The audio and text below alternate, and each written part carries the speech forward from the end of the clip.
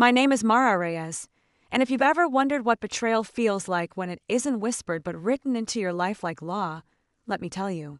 It doesn't come with a warning. It comes disguised as family dinners, polite smiles, and promises of togetherness, until one day you realize those promises were chains. I learned that the moment Lorna, my mother-in-law, looked me dead in the eyes and said, "From now on, you'll hand over half your salary."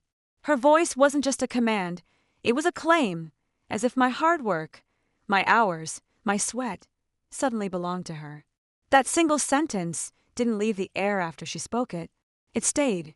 It lodged itself in my lungs, heavy, sharp, impossible to exhale. When Darien didn't come home that night, the bed felt more like an interrogation chair than a place to rest.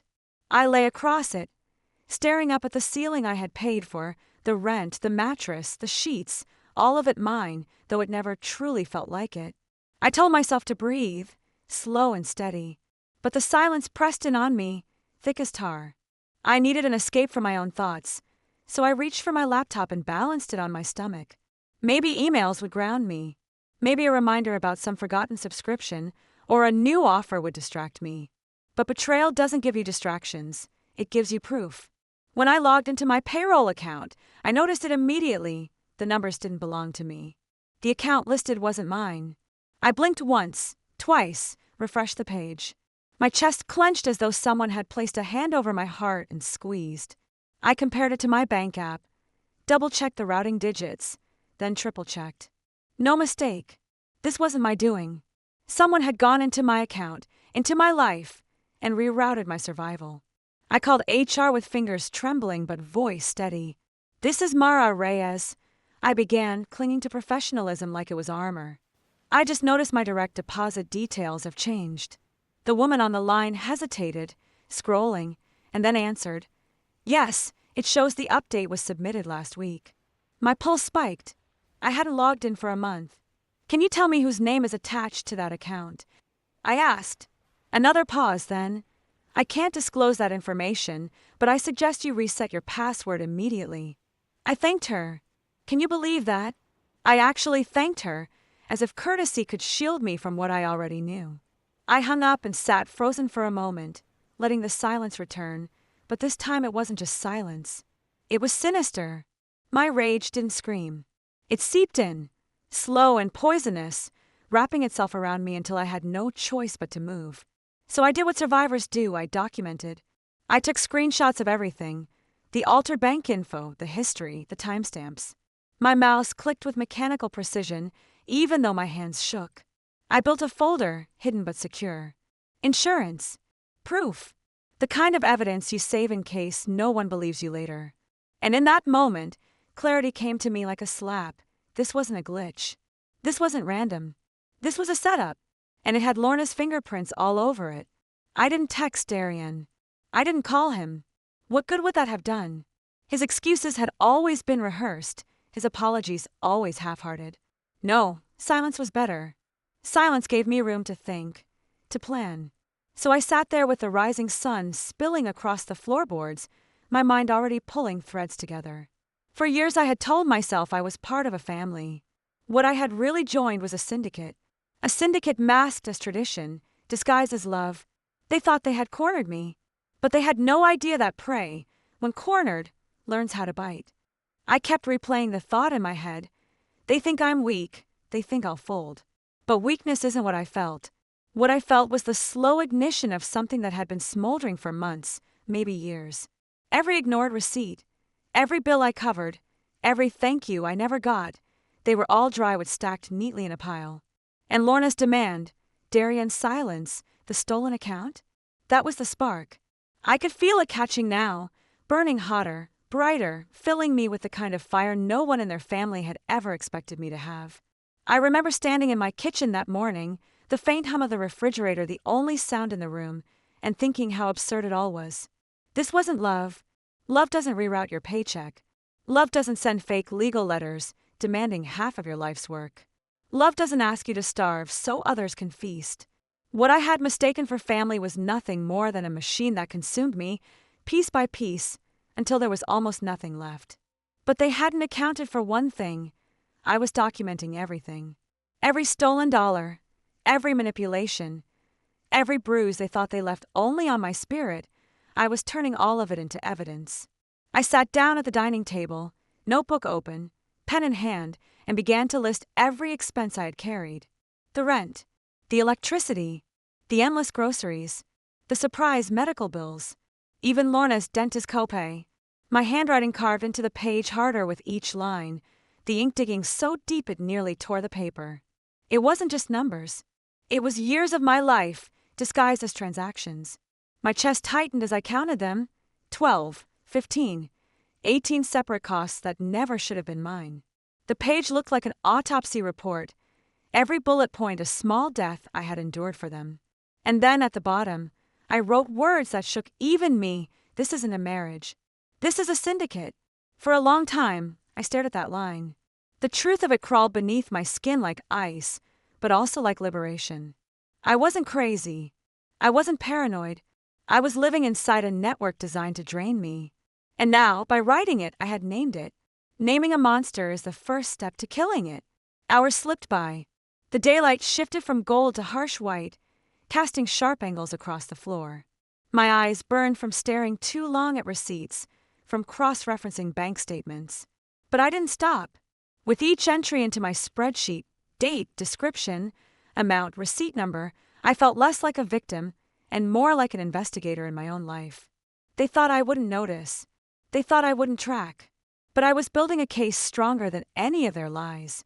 By the time the total stared back at me from the bottom of the screen, $86,000, and some change, my hands trembled. Not with weakness, with certainty. It was then that I realized just how long I had been complicit. Every time Darien brushed me off with a laugh, telling me I obsessed over money, I had let it slide. Every time Lorna mocked my spreadsheets, calling me controlling, I had swallowed the sting. I told myself it was love. I told myself it was compromise. But love doesn't ask you to empty your pockets until there's nothing left for yourself. Compromise doesn't mean sacrificing every last drop of your security just to keep someone else comfortable. What I had called love was just control dressed in softer words. That afternoon, the knock on my door nearly made me jump. It wasn't frantic, but deliberate, 3 steady raps that sounded more like a summons than a greeting. My pulse quickened. I opened the door and saw a courier holding an envelope sealed in red wax. My name, written in handwriting I recognized immediately, Lorna. My stomach clenched as I took it. The courier didn't say a word, just nodded and left, as though he'd delivered this sort of thing before. At the kitchen counter, I broke the seal with hands steadier than I expected.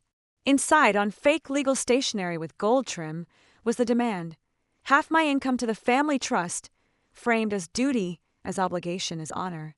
I almost laughed, but it wasn't funny. It was war. They thought a piece of paper could legitimize their theft.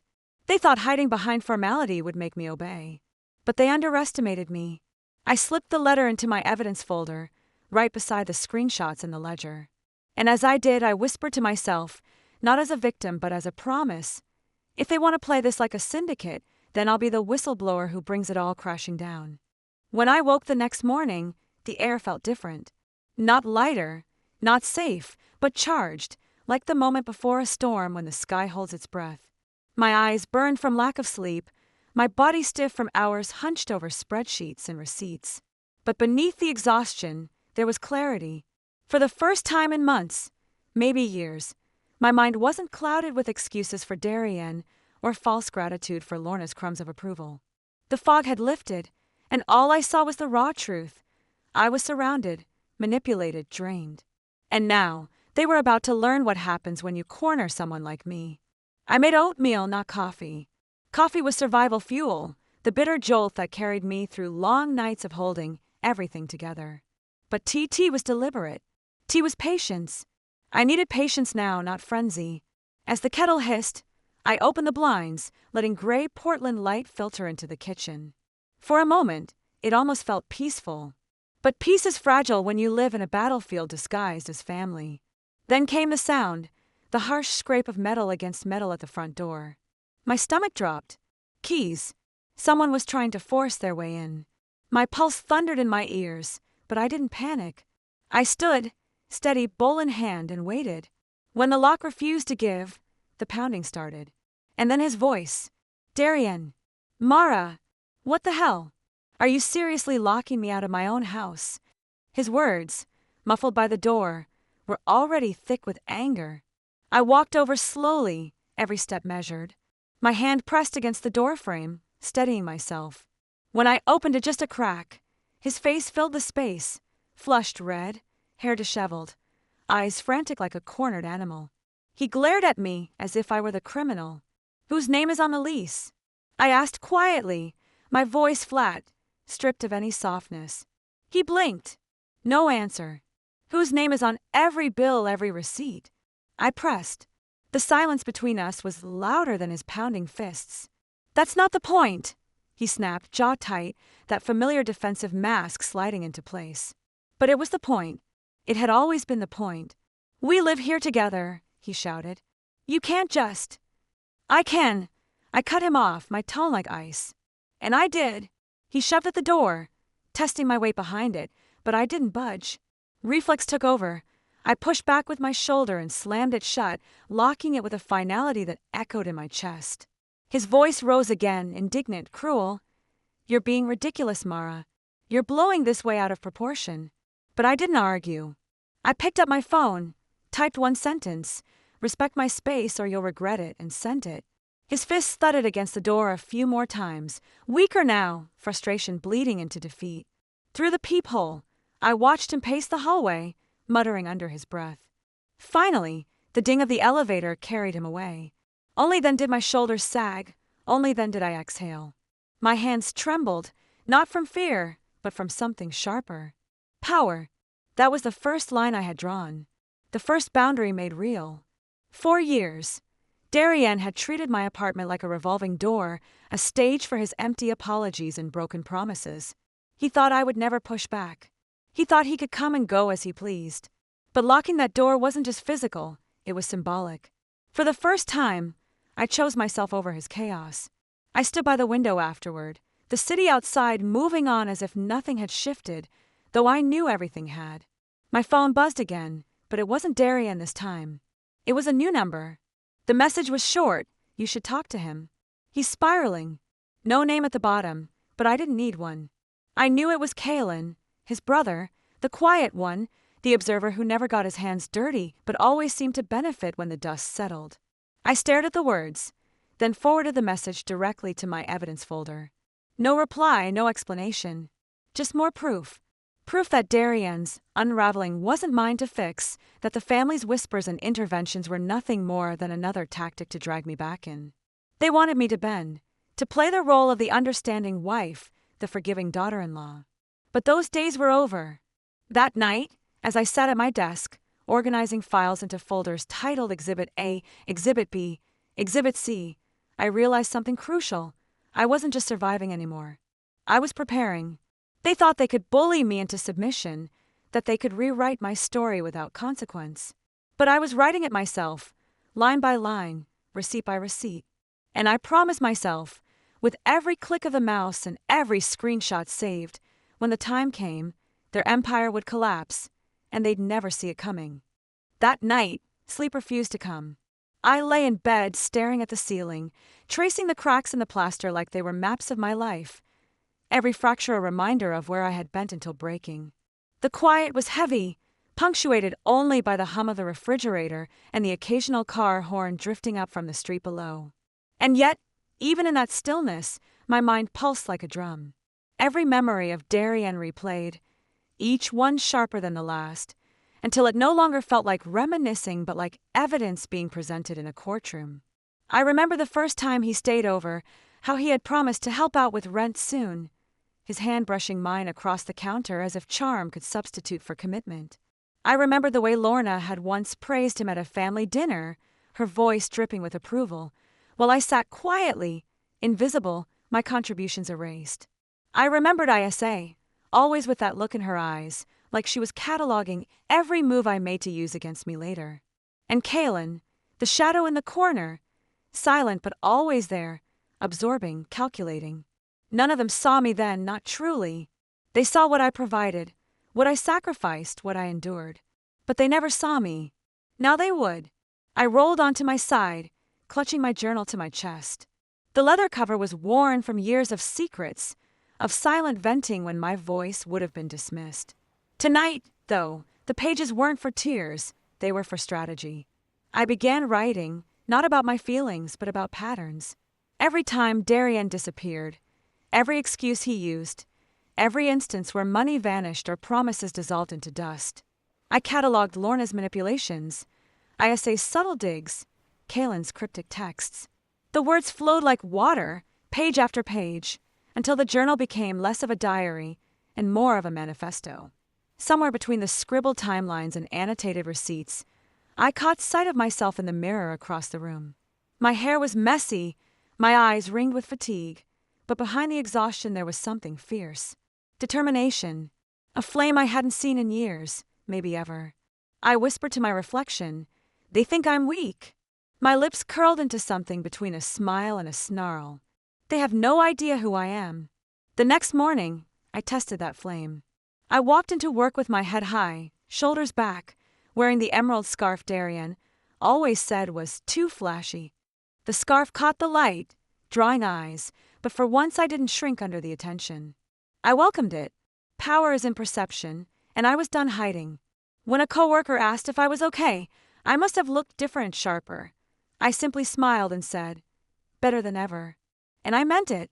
Later that afternoon, my phone buzzed again. This time it wasn't Darien, or Kalen, or any of the others. It was an unknown number, but the message chilled me to my core. "You don't know what you've started." My throat tightened. Who was it? ISA. Lorna. Someone else, playing messenger? For a moment, fear clawed at me, the old instinct to retreat, to second-guess myself. But then, just as quickly, resolve slammed into place. Whoever sent that message had already made a mistake. They assumed their warning would silence me. Instead, it confirmed what I suspected all along. They were scared. That night, I tore my apartment apart, not in panic but in purpose. I searched every drawer, every box, every closet for anything that could be turned into leverage. Old receipts, photographs, emails saved on dusty hard drives. Every artifact was a weapon waiting to be sharpened. As I organized the pile on my desk, my heart beat not with dread but with anticipation. This was more than evidence now. It was an arsenal. But arsenals aren't enough without a plan. I sat cross-legged on the floor, journal open, and asked myself the question that would define everything. What do I want from them? Was it an apology? No. Apologies were cheap, currency they tossed around whenever it suited them. Was it reconciliation? Absolutely not. Bridges burned by betrayal aren't meant to be rebuilt. No, what I wanted was recognition. I wanted them to feel what I had felt. Powerless, unseen, cornered. I wanted them to know the taste of their own poison. And so, the blueprint of revenge began to take form. Not one explosive moment, not a single confrontation where I screamed my truth into their faces. No, that would be too merciful, too brief. I wanted something slower, methodical. I wanted them to unravel the way they had unraveled me, thread by thread, until they were left staring at the wreckage of their own making. As I finally crawled into bed again, my body heavy but my spirit alive, a strange calm settled over me. The storm had already begun, and this time, I wasn't afraid of being swept away. I was the one steering it. The following week moved with a strange duality. On the surface, life appeared normal. I went to work. I smiled when required. I paid bills. I cooked meals. But beneath that ordinary rhythm, there was a second current, darker and sharper, one only I could feel. It was the hum of anticipation, of gears turning, of a plan beginning to breathe. For the first time in months, maybe years, I didn't feel like I was merely surviving. I felt like I was preparing. My first move was small, almost invisible. I reached out to old friends, people Darien had distanced me from over time, people I'd been too ashamed to call because I thought they'd see my weakness.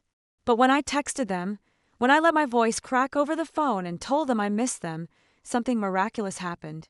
They welcomed me back. No hesitation, no judgment. That night, as I sat on the floor with my phone buzzing for messages, I realized something important. Darien and the others hadn't just taken my trust, they'd taken my connections. They had made me believe I was alone, that I had no one but them. But now I knew better. My circle wasn't broken, it was waiting. And with them behind me, I wasn't just one woman with a wounded heart. I was a force. Still, a force needs focus. So I turned my attention back to Darien. His patterns weren't hard to track once I stopped ignoring them. Tuesday nights, he stayed out late at the office. Friday evenings, he always had errands. Sunday mornings, he conveniently disappeared just before breakfast. For months, I had accepted those lies. Now I followed them. Not in person at first. No, I wasn't ready for him to see me lurking in shadows, but digitally, through the traces he left behind. His social media activity, his bank withdrawals, the Uber receipts that still popped into our shared email. And slowly, a map appeared, a pattern of places, of names, of transactions that didn't align with his stories. One evening, when the city was quiet and the world felt still, I sat in front of my laptop and printed everything. Page after page of timestamps and screenshots stacked on my desk like the bricks of a fortress.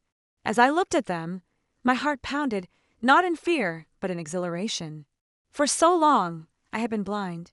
Now I saw everything. But this wasn't only about Darien. It was about the others too. Lorna, with her smug superiority, who thought she could play puppet master over my life. ISA, who always found ways to remind me of my flaws, her voice a dripping poison disguised as concern. And Kaylin, quiet but complicit, always hovering, always feeding Darien the encouragement he needed to keep pushing me down. Each of them had a part in my downfall, and each of them would have a part in their undoing. That night, I dreamed vividly. In the dream, I stood at the edge of a storm. The sky above me split open with lightning, the wind howling through my hair. In the distance, I saw their figures, Darien, Lorna, ISA, Kaylin, standing together, confident, unbothered. They laughed, their voices carrying across the storm like cruel music. But as I stepped forward, the storm shifted.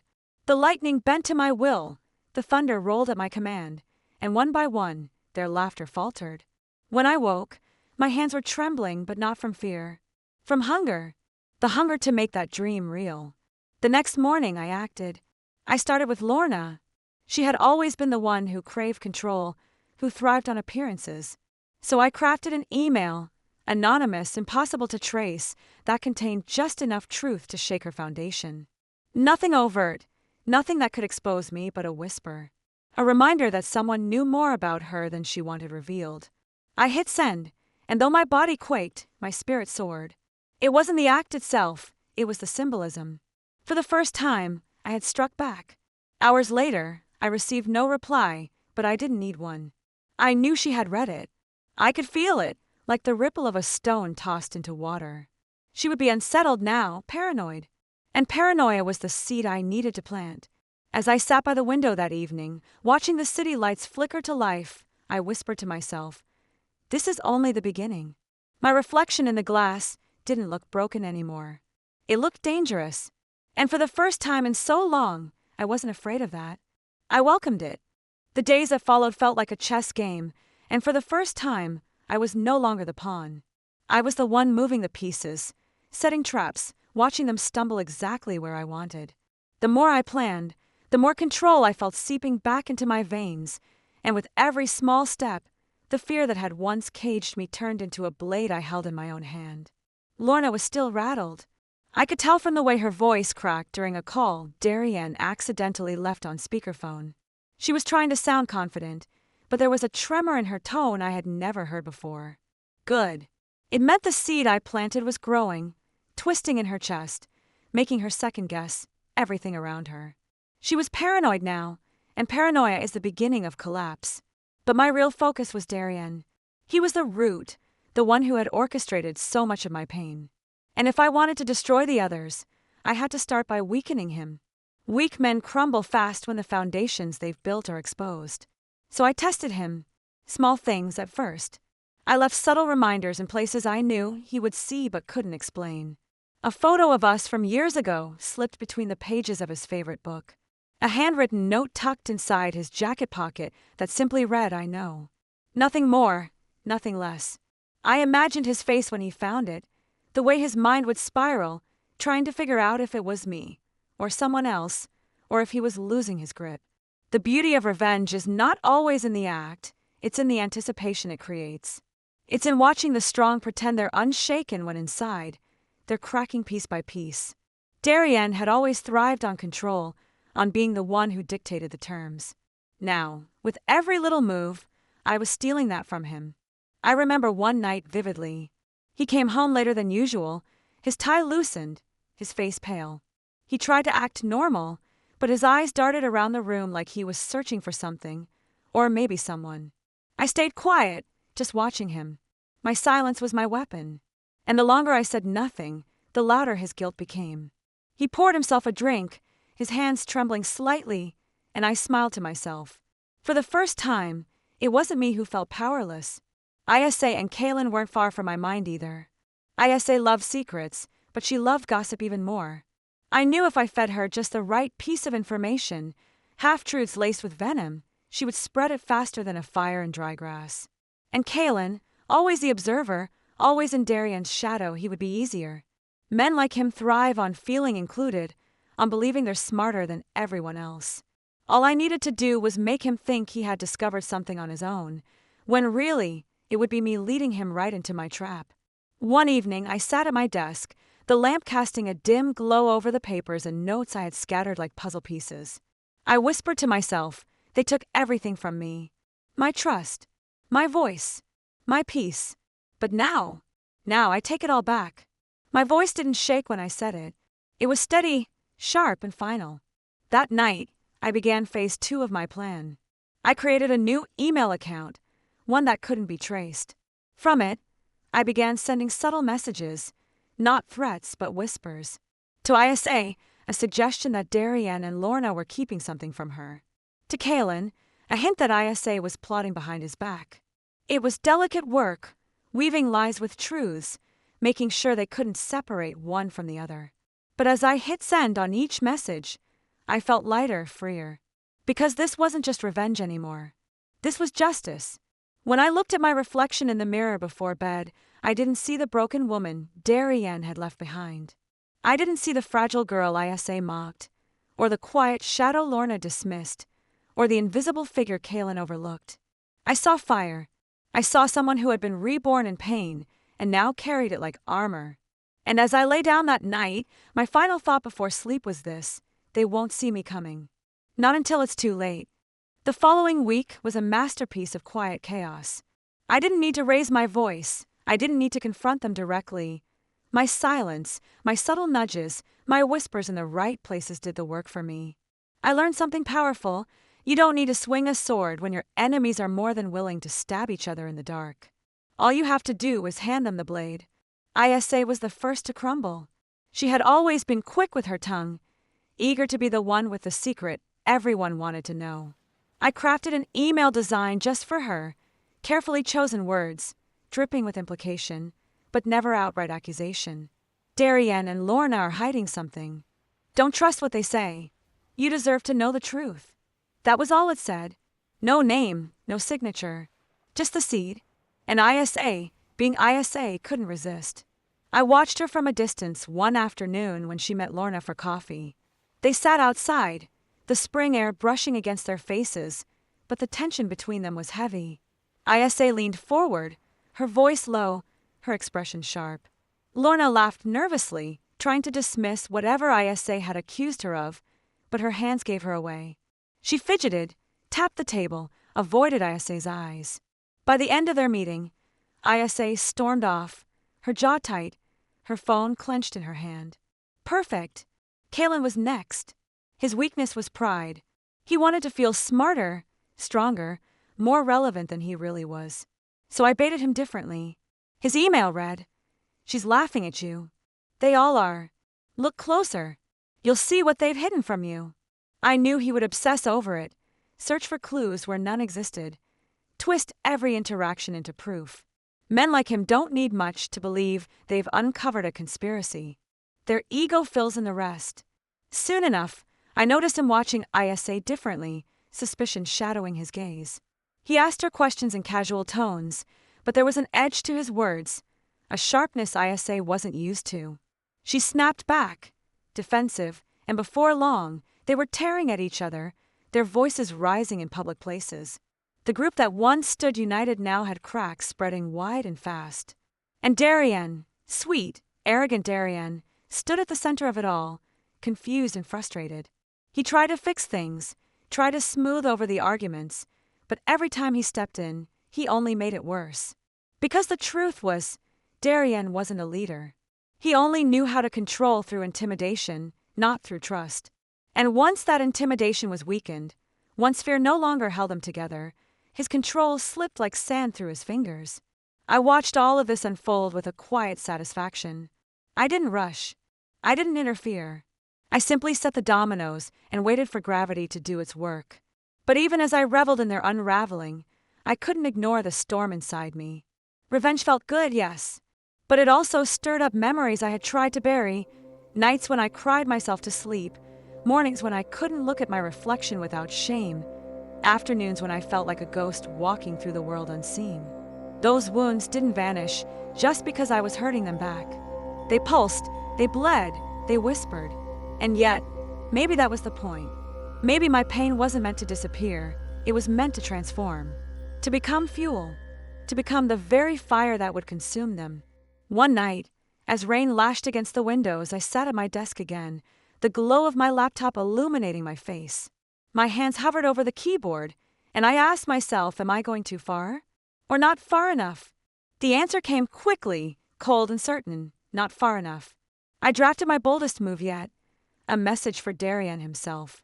This one wouldn't be vague. This one would pierce. I typed slowly, deliberately, each word cutting as it appeared on the screen. You think you've buried the past, but the past doesn't die, Darien. It waits, and I'm here. I didn't sign it. I didn't need to. He would know. Deep down, he would know. When I hit send, I leaned back, my heart pounding not with fear, but with exhilaration. For the first time in years, Darien would feel what I had felt every single day. Helpless, hunted, haunted. And I promised myself, as thunder cracked overhead and lightning split the sky, this was only the beginning. The morning after I sent that message to Darien, I imagined him opening it. I pictured the way his face must have shifted, the arrogance slipping, the certainty breaking. He had spent years believing he was untouchable, that the things he had done were buried beneath time and silence. But the past doesn't stay buried when it still breathes inside the one you tried to destroy. When I saw him later that week, I almost laughed at how transparent he had become. His shoulders hunched, his jaw tight, his eyes darting at shadows that weren't there. Every word he spoke was clipped, controlled, as if he feared slipping up. He didn't know who had written the message, but he felt the presence of it, lingering, pressing down on him like a weight he couldn't shake. And that was exactly the point. I didn't want to break him all at once. I wanted him to rot from the inside out, one thought at a time. Lorna noticed first. She reached for his hand when they sat together, whispering questions I couldn't hear but could easily guess. What's wrong? Why are you distracted? Why do you look so pale? But Darien pulled away, muttering excuses, retreating into himself. The distance between them widened with every unanswered question, every suspicious glance. And I watched, silent, invisible, savoring the unraveling thread by thread. Isa and Kaylin, meanwhile, were too wrapped up in their own feud to notice. Their arguments had grown sharper, louder, and more public. Isa accused Kaylin of betrayal. Kaylin accused Isa of deceit. Neither realized they were puppets in my hands, dancing to strings they couldn't see. But Darien noticed their collapse, and for the first time I saw him afraid, not just of the mysterious message, but of losing control over the empire he had built from manipulation and fear. That fear was delicious. I wanted more, so I pushed harder. Another message, this time left on his car windshield, written in black ink on plain paper. I'm closer than you think. No name, no explanation. Just enough to keep his mind spinning, to make him look over his shoulder at every corner. That night, I imagined him locking his doors twice, checking his windows 3 times, lying awake in his bed, his heart pounding at every creak in the house. The same way I used to lie awake years ago, trembling, wishing someone, anyone, would hear me. It was only fair that he tasted his own medicine. But even in my satisfaction, I could feel something inside me shifting. Revenge wasn't just about hurting him anymore. It was about reclaiming myself. Every step I took against him, every doubt I planted, every fear I fed, it wasn't just breaking him. It was healing me. It was giving me back the power he had stolen, piece by piece. One evening, as the sun bled across the horizon, I sat by the window and thought about the younger version of me, the girl who had cried herself to sleep, who had believed she was powerless. I whispered to her softly, as if she could still hear me, "We're not powerless anymore. We're writing the ending this time." The irony was that Darien, in his arrogance, had created the very weapon that would destroy him. He had underestimated me, dismissed me, treated me as insignificant. And now, that insignificance was the mask that let me strike him where it hurt most, his mind, his pride, his illusion of control.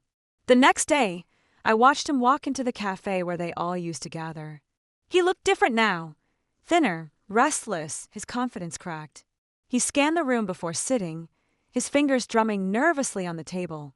When Isa and Kaylin arrived, their bickering didn't stop, but Darien barely heard them. He was too lost in his own storm. And Lorna, sitting beside him, stared at him with eyes full of questions he would never answer. I sipped my coffee in the corner, unseen, a ghost among the living. I almost pitied him in that moment. Almost. But pity has no place in revenge. So, I smiled, a quiet smile no one noticed, and whispered to myself, this is only the beginning. The real game hasn't even started.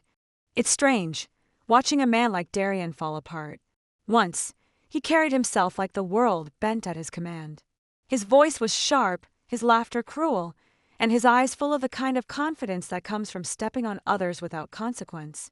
But now he looked like a shadow of that man, fragile and brittle, as though the wrong breath might shatter him completely. I had waited so long to see this, and yet, seeing it unfold in front of me felt surreal. Like watching a storm rage, knowing you had planted the first spark that summoned the thunder. The beauty of it was that I didn't need to lift a hand to break him. He was breaking himself, turning against the very people who once clung to him. Isa, Kaylin, Lorna, they had been his circle, his shield. But now they were suspicious of him, questioning him, growing tired of his evasive silences. One night, Isa confronted him. I wasn't there, but word travels fast in this small, poisoned circle. She accused him of lying, of hiding things. Her voice shook with anger, with betrayal. Darien had always prided himself on control, but Isa's words cut through him like a blade. He raised his voice, snapped at her, and when he realized everyone else was watching, he stormed out, leaving them in stunned silence. I imagined him walking alone in the dark, the shadows stretching too close, every sound echoing louder than it should. Did he think of me in those moments? Did he hear my voice whispering his name in the rustle of leaves, in the hollow thump of his footsteps? I hoped he did, because I was everywhere. Another note found its way to him, slipped into his briefcase this time. You can't erase the past. It walks with you. Simple, but enough. Enough to feed the paranoia already consuming him. Enough to make him wonder if the person sitting beside him, the one pouring his coffee, the one brushing past him on the street, was it me? Did I already stand closer than he dare believe? That paranoia spread. Lorna told a friend she could hardly recognize him anymore. He barely slept, and when he did, nightmares jolted him awake. His hands trembled when he thought no one was looking. And worst of all, the man who once commanded every conversation now sat in silence, staring off at nothing, drowning in ghosts no one else could see. I saw it all, and I fed it. Every move I made was deliberate, calculated. A misplaced object here, a shadow there, a reminder that his world was no longer safe. Revenge wasn't only about pain, it was about erosion.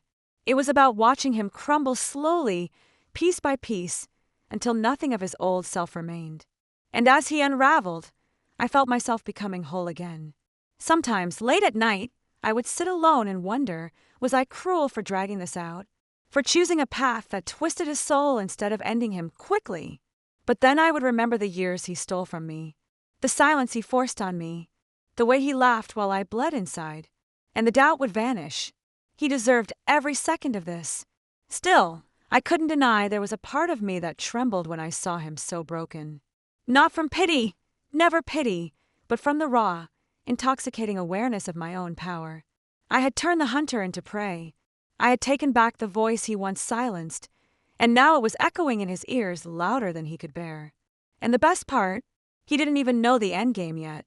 This was still just the prelude, the slow poison. He thought the notes, the whispers, the paranoia were the worst of it. He had no idea what I had planned next. No idea how much deeper I was willing to drag him into the pit he had once built for me. I watched him one evening from a distance as he sat alone, staring into his drink, his reflection warped in the glass. His hand shook slightly as he lifted it, his eyes hollow. He was already a ghost, trapped between the man he used to be and the wreck he had become. I smiled to myself, the same way you smile when you see a storm finally bending the trees that once stood proud and tall. And I whispered quietly, a promise only I could hear. This is not the end, Darien. Not even close. Darien's life was unraveling faster than even I expected. His arrogance had been built on a foundation of lies, deceit, and cruelty, but without that mask, what was left? Nothing but a hollow shell of a man. I watched the layers peel away, and each one revealed something weaker, more pitiful, more vulnerable. It began with whispers. At first, subtle rumors floated through the air. A misplaced document at his office, a conversation overheard that should have been private, a photograph slipped onto the desk of one of his colleagues. Each piece was carefully chosen, a thread in the tapestry I was weaving around him. The result? His coworkers no longer trusted him. They started to question his loyalty, his intentions. And Darien, already paranoid, lashed out, accusing people of betrayal, snapping at anyone who dared to look at him too long. The very walls he thought would protect him were turning against him. I made sure of it. ISA, who had once defended him against anyone who doubted him, now looked at him with suspicion. She began asking questions he couldn't answer, demanding explanations he didn't have. The lies that used to roll off his tongue, so smoothly now stumbled, cracked, fell apart. Even she began to wonder if she had ever truly known him at all. Kalen grew distant too. I saw him one afternoon, sitting with Lorna at a cafe, his voice low, his eyes heavy. They spoke about Darien, as though he wasn't even human anymore, just a problem to solve, a storm to endure. He's not the same, Kalen muttered. Something's broken in him. If only they knew who had broken him. And then came the night that sealed it. Darien stood in front of his friends, desperate to prove he was still the man they once followed. He raised his voice, slammed his fist on the table, swore that everything was under control. But his hands shook, his voice cracked, and when he looked into their eyes, he didn't see loyalty anymore, he saw doubt. I had orchestrated it all with precision, each move calculated to push him further toward the edge. My revenge wasn't about violence or blood. It was about stripping him of every illusion he had ever built for himself. The world no longer saw Darien as powerful. They saw him as weak, unstable, a man crumbling under the weight of his own secrets. And still, he had no idea it was me. That was the sweetest part. Every shadow he feared, every whisper that haunted him, every betrayal he imagined, it all came back to me. Yet he remained blind, stumbling through the maze I had created, searching for an enemy he couldn't name. But I knew the truth. He wasn't just losing control, he was losing himself. Sometimes, late at night, I would replay his downfall in my mind. I remembered the way he had once laughed at my pain, the way his words had cut into me like knives. And now, here he was, drowning in the very misery he had once forced on me. Justice, I thought. This is justice. But deep down, I knew it was more than that. It wasn't just justice, it was power. For the first time in years, I held the power. And with each passing day, with every thread I pulled from his carefully woven life, I felt stronger, freer, more alive. Darien, on the other hand, was slipping closer to ruin. His friends turned their backs. His work collapsed under the weight of rumors. His nights were sleepless, his days consumed by paranoia. He was unraveling, and I was there, watching, waiting, savoring every moment. And still, this was only the beginning.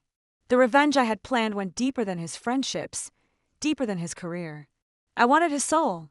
I wanted him to feel the way I had felt, lost, helpless, broken. and I wasn't going to stop until every last piece of him had shattered. So I whispered again into the silence, into the night that surrounded us both. "This is a price you pay, Darien. And I'm not finished yet." Darien was no longer the man I once knew. The confident smile, the effortless charm, the magnetic pull he used to have, it was all gone. What stood in its place was something fragile, trembling, a man who looked over his shoulder even when he was alone. And I had made him that way. The cracks in his world spread, quickly. First, his friends distanced themselves, then his colleagues. But the deepest wound was still to come. Because I knew the one thing Darien feared most wasn't losing people, it was losing the illusion of control. He had built his entire life around appearing untouchable, invincible. And I was going to tear that illusion apart, piece by piece. I started with his home, the place that had always been his sanctuary, the one place where he thought he was safe. But no one is safe when I'm the one pulling the strings. Small things at first, objects misplaced, a light flickering when he was sure he had fixed it, the sound of a door closing when no one else was there. Subtle enough to make him question himself, to wonder if he was losing his mind. I remember one night clearly. I was watching from across the street as Darien stumbled out of his house, his hair disheveled, his eyes wild. He kept muttering to himself, clutching a glass in his hand like it was the only thing keeping him grounded. And when he finally dropped it, the shattering sound echoed through the empty night, a perfect reflection of his own unraveling soul. Isa tried to comfort him at first.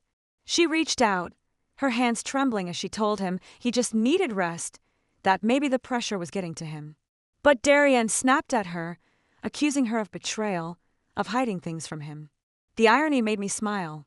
He was pushing away the only people who still stood by his side, and I hadn't even lifted a finger. But I didn't stop there.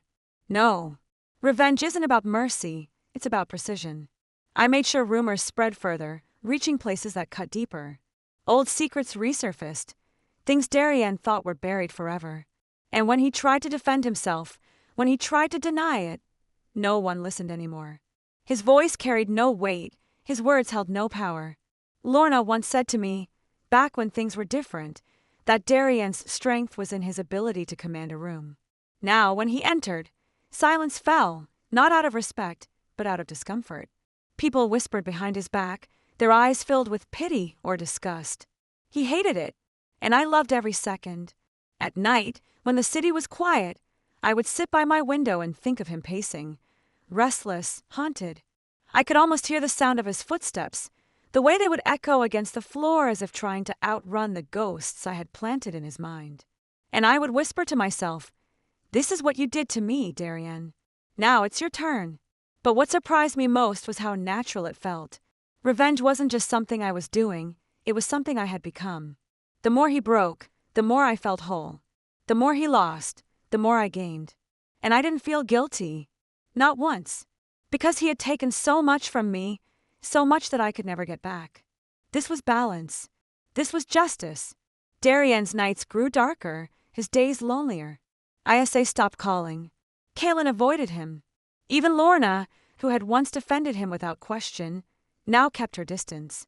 He was isolated, trapped in a prison I had built around him, brick by brick, lie by lie. And yet, the best part was still ahead. Because I wasn't just going to leave him broken. I was going to make him face me.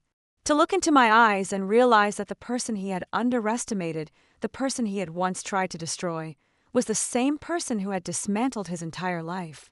That moment wasn't far now. I could feel it. Each day brought him closer, and each day made me stronger. Soon he would know. Soon he would understand. And when he did, it would already be too late.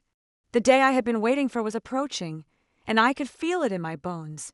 Every step Darien took now seemed heavier, slower, as though the weight of his own sins was dragging him down. He had become a shadow of the man he once was, and I knew the time was right. The pieces were all in place. Soon, he would have nowhere left to hide, nowhere left to run. I began orchestrating the final act carefully, like a composer arranging the last notes of a symphony. Each detail mattered, where it would happen, who would be there, and how he would realize that everything, every single downfall he had suffered, was because of me. Revenge, if it was to be perfect, had to be delivered not in whispers but in thunder. Darien's life outside was already in ruins. His job had been stripped from him. His so-called friends avoided him as though he carried a disease. His family's faith in him had shattered into silence. But I wasn't satisfied. No, I needed him to see me standing in front of him at the very end, so that the last thing his pride clung to was destroyed by my hands. I arranged for him to receive a message. Nothing threatening, nothing overt, just a few words that only he and I would understand. It's time. That was all. I knew the moment he read it, he would feel the ground beneath him shake, because deep inside, he had always known I would come back. He just didn't know when. That night, I waited in the abandoned hall where everything had begun years ago, the place of our first betrayal, the place where Darien showed me how cruel he could be. The air was thick with dust, the broken windows letting in slivers of moonlight that carved sharp shadows across the floor.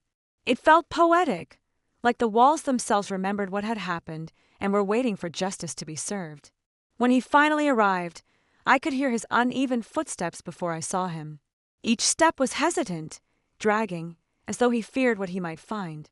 And when his figure finally emerged from the shadows, my breath caught, not because I saw the man who once destroyed me, but because I barely recognized him. His clothes were wrinkled, his eyes hollow, his shoulders bent. He looked like a man who had been carrying a coffin on his back, only to realize it was his own. "Mara," he whispered, his voice cracking. It wasn't the commanding tone he once used to silence a room. It was small, almost pleading. I didn't answer at first. I let the silence speak for me, let him drown in it. He shifted nervously, his gaze darting around as if searching for an escape that didn't exist. You did this to me," he finally said, his voice trembling. I smiled faintly. "No, Darien, you did this to yourself. I only held up the mirror." The words struck him harder than any scream could have. He flinched, his jaw tightening, his fists clenching, but there was no strength left in him. His anger had burned out long ago, leaving only ashes. In that moment, I realized something. This wasn't just revenge anymore. This was a lesson, a truth he could no longer deny. He had spent years believing he could break me, silence me, erase me. And now, here he was, broken, silenced, erased by his own reflection. "I wanted you to feel what I felt," I continued, stepping closer, my voice calm but sharp enough to cut.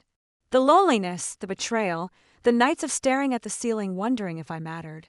I wanted you to taste every drop of the poison you poured into me.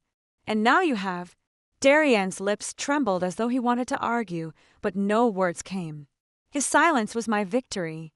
His tears, though he fought to hide them, were my justice. As I stood there, watching him crumble in front of me, I felt the weight on my chest lift. Not completely, but enough. Enough to breathe, enough to know that I wasn't powerless anymore. This was the end I had been building toward. But part of me knew it was also just the beginning. Darien stood in front of me, trembling like a man stripped of every layer of armor he had ever worn. 4 years, he had carried himself as untouchable, someone who could manipulate, control, and crush without consequence. But now, here he was, a hollow shell of himself, and I was the one holding the final thread of his fate in my hands. I could see the fear in his eyes, that desperate flicker of denial as if he still believed he could talk his way out, twist reality one last time. But not tonight. Tonight, his lies carried no weight, his words had no power. "You thought you could bury me, Darien," I said, my voice steady, echoing in the hollow room. "You thought I was weak, disposable. But all you did was plant a seed. And now look at what I've become." He shook his head, his lips quivering. "You don't understand. Stop." I cut him off sharply. The word cracked like a whip, silencing him. "I don't need your excuses. I don't need your apologies. You can't rewrite the past, and you can't undo what you've done." His knees buckled, and for a moment I thought he might collapse entirely. He clutched at the wall, his breath ragged, his pride shattered. For the first time, he wasn't the predator. He was the prey, and I was the hunter who had finally cornered him. I stepped closer, until I was only a breath away. "This," I whispered, "is the taste of helplessness. The same helplessness you fed me, night after night, year after year. Do you feel it now? The emptiness, The shame. The gnawing silence that tells you you're nothing. His eyes watered, his lips parting as though to beg, but I didn't let him. I wouldn't. His suffering wasn't meant to be interrupted. I've taken everything from you, I continued. Your reputation, your friends, your family's trust, your pride. And now, the last thing left, your name. I held up the files I had gathered over the years, the evidence, the truths, the rotten secrets he had hidden from everyone. All of it, ready to be exposed. The final strike. When the world sees this, I said coldly, they won't remember you as Darien, the powerful man. They'll remember you as Darien, the fraud, the coward, the monster. He reached out a shaking hand as if to stop me, his voice breaking. Mara, please. But it was too late. I turned and tossed the papers onto the ground at his feet. They scattered like fallen leaves, each one a mirror reflecting his corruption back at him. His own sins laid bare, undeniable, unavoidable. At that moment, something inside me shifted. For so long, I had lived with the hunger for revenge burning through my veins. And now, watching him crumble, I realized I had won. Not because I had destroyed him, but because I had survived him. I stepped back, letting him drown in the silence of his downfall. The room seemed to grow colder, the walls echoing with the weight of what had just been done. And for the first time in years, I felt light. Not entirely healed, not entirely whole, but free. This is the end, Darien, I said softly, almost like a farewell. Not just for you. For me, too. I don't need to fight you anymore. Because you've already lost. His sobs filled the emptiness as I turned and walked away. Each step I took felt like shedding a chain I had carried for too long. By the time I reached the door, the night air rushed against my face, cool and liberating. The revenge was complete, and though the scars would remain, I no longer carried them as wounds. They had become proof that I had endured, proof that I had risen. As the moonlight bathed me in silver, I whispered to myself, this is my story, and it's only just beginning.